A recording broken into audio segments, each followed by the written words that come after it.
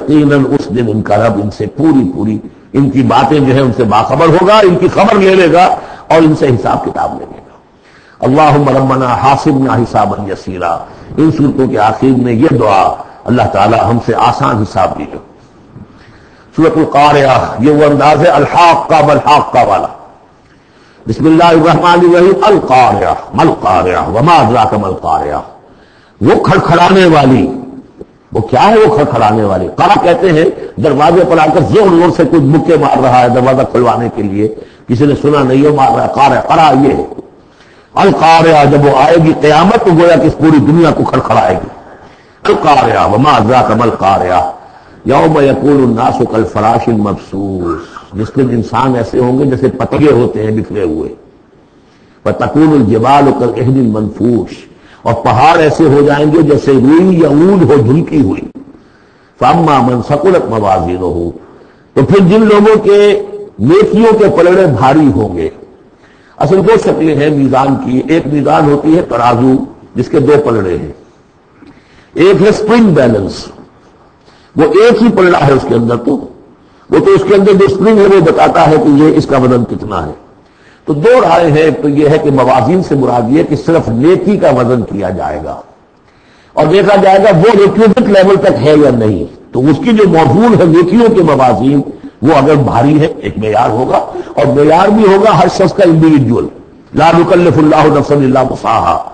اگر اس کے اپنے شاکلہ، اس کے اپنے جینز، اس کے اپنے جو بھی ماحول کے اثرات تھے ان سب کی رعایت کرنے کے باوجود ایک مطلوبہ مقدار تک نیکی کا ان سے نکل آیا، فاما من ثقلت موازینہ فہو فی عیشۃ راضیہ، وہ ہوگا بڑے عیش کی زندگی میں جس میں اس کے لیے رضا ہی رضا ہے، راضی رہے گا ہمیشہ، جو ہے اس کی زندگی جو ہے خوشی پر ہوگی، خرم۔ واما من خفت موازینہ، جس کے وہ نیکیوں کے پلڑے جو ہلکے ہوئے، فامہ ہاویہ، تو اس کا ٹھکانہ ہے ایک گڑھا۔ وما ادراک ما ہی، اور جانتے وہ گڑھا کیا ہے؟ نار حامیہ، آگ ہے دہتی ہوئی۔ اللہم اجرنا من النار یا مجیر یا مجیر یا مجیر۔ سورۃ التکاثر، بسم اللہ الرحمن الرحیم۔ الہاکم التکاثر، تمہیں غافل کیے رکھتی ہے بہتات کی طلب، اور چاہے اتنا مال ہے، اتنی دولت ہے کہ 10 نسلوں کے لیے کافی ہو جائے، لیکن یہ کہ انسان کی طبیعت اس سے بڑھتی نہیں، اور چاہے بڑے میاں کی ٹانگیں قبر میں لٹکی نظر آ رہی ہے دنیا کو، لیکن وہ دولت کی حرص ختم نہیں ہوتی۔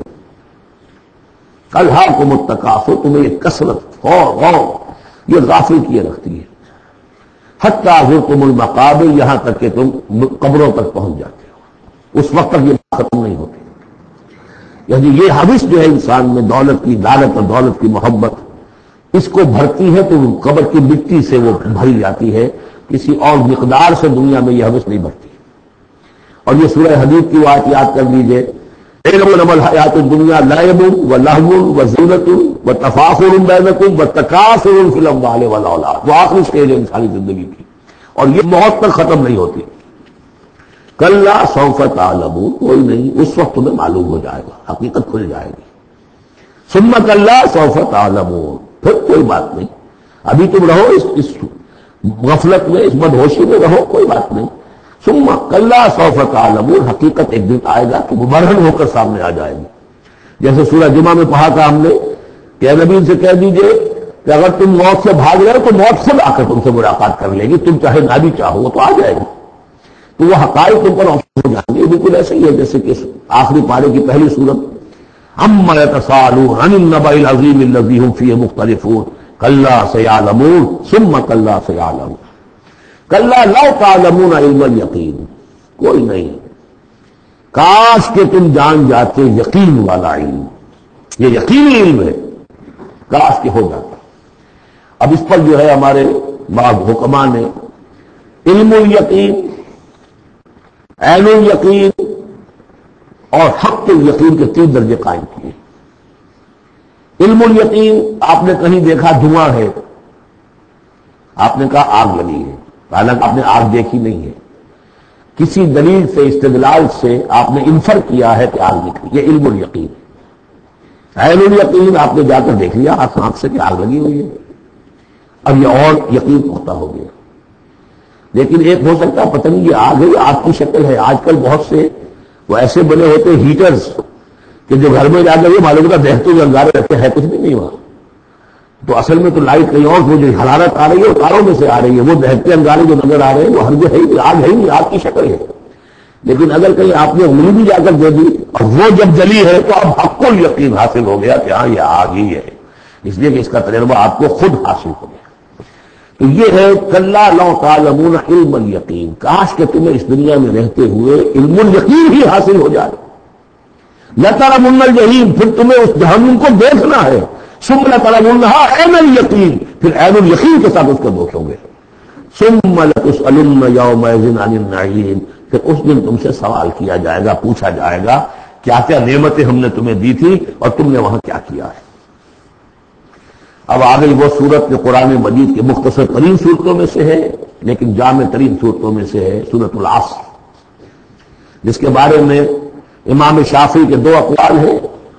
ایک یہ کہ لو لم ينزل من القرآن سواها لکفت الناس، اگر سوائے سے صورت کی کوئی اور چیز نازل نہ ہوتی قرآن میں، یہ لوگوں کی ہدایت کے لیے کافی تھی. لو تدبر الناس هذه السورة لوسعتهم، اگر لوگ اس پر تدبر کریں، غور و فکر کریں. ہمارا جو منتخب نصاب مطالعہ قرآن حکیم کا اس کا نقطۂ آغاز صورت ہے. والعصر، زمانے کی قسم ہے، زمانہ گواہ ہے، پوری تاریخ انسانی اس پر گواہی دے گی. ان الانسان لفی خسر، یقیناً انسان خسارے میں ہے، گھاٹے میں. الا الذین آمنوا، سوائے ان کے جو چار شرطیں پوری کریں، ایک نہیں. الا الذین آمنوا وعملوا الصالحات وتواصوا بالحق وتواصوا بالصبر، ایمان لائے جو اس کائنات کے مخفی حقائق ہیں ان کو سمجھیں، ان کا شعور حاصل کریں، ان کی تصدیق کریں. ایمان باللہ، ایمان بالآخرہ، ایمان بالرسالت، پھر اس کے عملی تقاضوں کو پورا کریں. وعملوا الصالحات، پھر یہ کہ اس کے اوپر نہ صرف خود قائم ہو، اس کی دعوت دیں، اس کو پھیلائیں، وصیت کریں. جو بھی حق ہے، جو بھی صحیح بات ہے، امر بالمعروف ہے، نہی عن المنکر ہے، تواصوا بالحق. اور پھر یہ کہ جب یہ کام آپ کریں گے، آزمائشیں آئیں گی، تکلیفیں آئیں گی، مصیبتیں آئیں گی، ریزنٹمنٹس ہوں گی، لوگ ناراض ہوں گے. آپ کیوں سے کہہ رہے کہ یہ کام آپ نہ کریں، یہ غلط کام ہے. بچے سے بھی کہہ کر دیکھیے کہ گلی میں مت کھیلو. تم کرکٹ کھیل رہے ہو، کسی گاڑی کا شیشہ توڑو گے تو پھر اپنی عزت بچا کر وہاں سے نکل کر گھر واپس پہنچنا مشکل ہو جائے گا. کوئی نہیں چاہتا کہ کوئی بات آپ بتائیں. تو پھر اب آپ کو صبر کی ضرورت ہوگی، آپ اس پر کام کرتے رہیں. جیسے کہ حضرت لقمان نے اپنے بیٹے کو نصیحت کی تھی، یا بنی اقم الصلاۃ وامر بالمعروف ونہی عن المنکر واصبر علی ما اصابک. پھر جو بھی تکلیف آئے اسے جھیلو. پھر یہ کہ آدمی جو ہے بزدل نہ ہو، تھردلا نہ ہو، کہ اس قدر جو واپس آ جائے اس خوف سے کہ کہیں مجھے اس میں کوئی تکلیف نہ آ جائے. وَلَنَبْلُوَنَّكُمْ بِشَيْءٍ مِّنَ الْخَوْفِ وَالْجُوعِ وَنَقْصٍ مِّنَ الْأَمْوَالِ وَالْأَنفُسِ